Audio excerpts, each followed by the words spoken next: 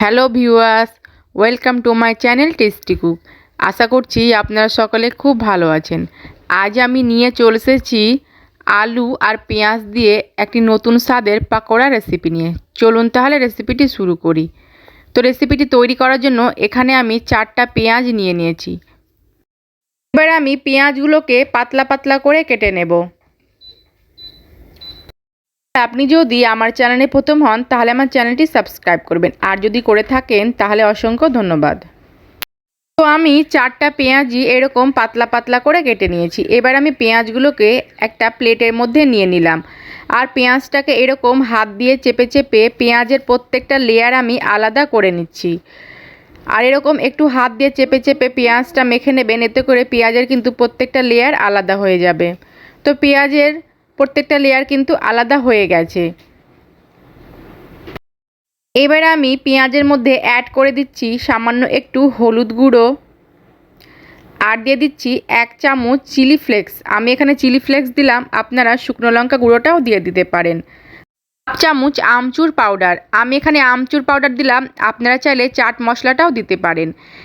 দিয়ে দিচ্ছি 1/2 চামচ জোয়ান, আর জোয়ানটাকে এইভাবে হাত দিয়ে একটু কচলিয়ে দিচ্ছি, এতে করে জোয়ানের ফ্লেভারটা খুব সুন্দরভাবে পেঁয়াজের মধ্যে ছড়িয়ে যাবে। এবার আমি সমস্ত কিছু পেঁয়াজের সঙ্গে খুব ভালো করে মেখে নিচ্ছি।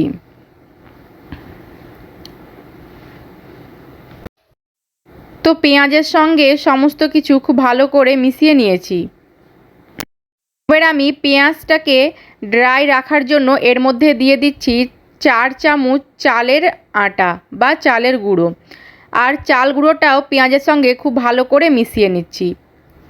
আর পেঁয়াজটা চাল গুঁড়ো মিশিয়ে রাখলে পেঁয়াজটা শুকনো শুকনোই হয়ে থাকবে।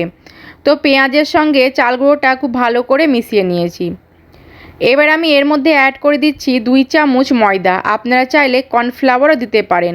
পেঁয়াজটা বাইন্ডিংয়ের জন্য ময়দাটা দিয়ে দিলাম, বা আপনারা এখানে বেসনও দিতে পারেন। এবার আমি ময়দাটাও পেঁয়াজের সঙ্গে খুব ভালো করে মিশিয়ে নিলাম। তো ময়দাটাও খুব ভালো করে মিশিয়ে নিয়েছি, আর এর মধ্যে আমি কিন্তু এখন কোনো লবণ অ্যাড করব না।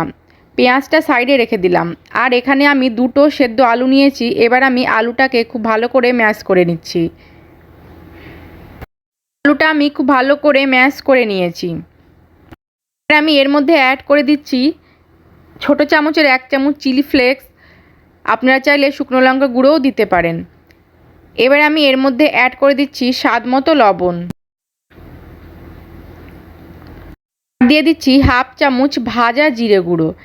এবার আমি লবণ আর ভাজা জিরে গুঁড়ো সমস্ত কিছু আলুর সঙ্গে খুব ভালো করে মিশিয়ে নিচ্ছি।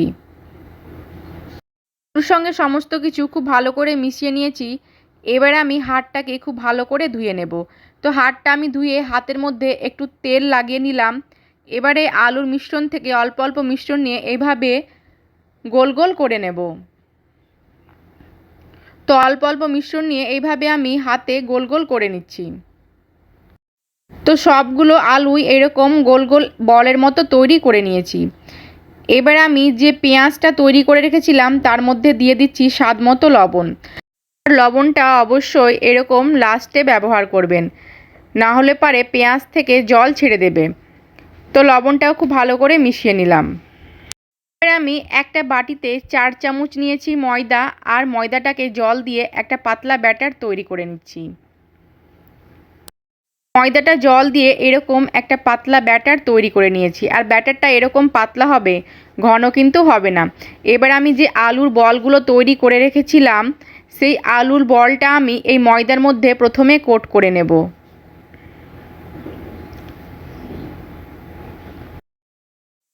তারপর এই আলুর বলটাকে ময়দার মধ্যে থেকে তুলে এই পেঁয়াজের ওপরে দিয়ে দেব, আর পেঁয়াজের ওপরে দিয়ে এইভাবে আলুর বলটা পেঁয়াজ দিয়ে খুব ভালো করে কাভার করে নেব, আর এরকম চেপে চেপে পেঁয়াজটা আলুর বলের ওপরে লাগিয়ে নেব।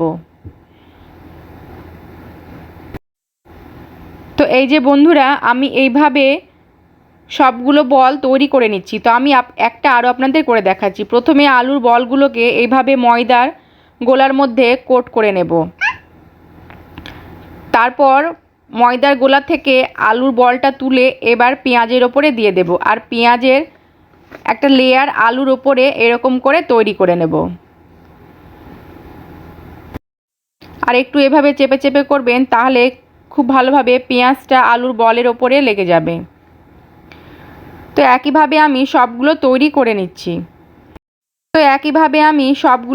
করে নিয়েছি। এবার আমি ভাজার জন্য গ্যাসে কড়াইয়ে তেল বসিয়ে দিয়েছি। তেলটাকে খুব ভালো করে গরম করে নেব। খুব ভালো করে গরম হয়ে গেছে। এবার আমি এগুলোকে তেলের মধ্যে ছেড়ে দিচ্ছি, আর গ্যাসের ফ্লেম লো টু মিডিয়ামে করে এগুলোকে ভেজে নেব।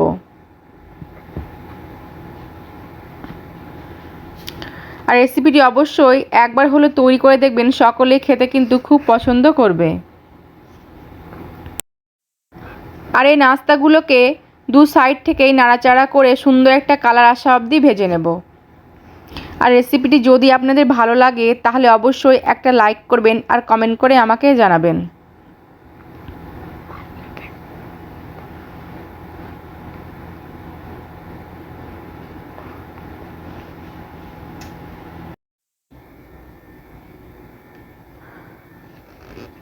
তো দু সাইড থেকেই খুব সুন্দর একটা কালার চলে এসেছে আর ভাজাও হয়ে গেছে। এবার আমি তেল ঝরিয়ে তুলে নেব। আর একইভাবে আমি বাদবাকি নাস্তাগুলোকেও ভেজে নেব।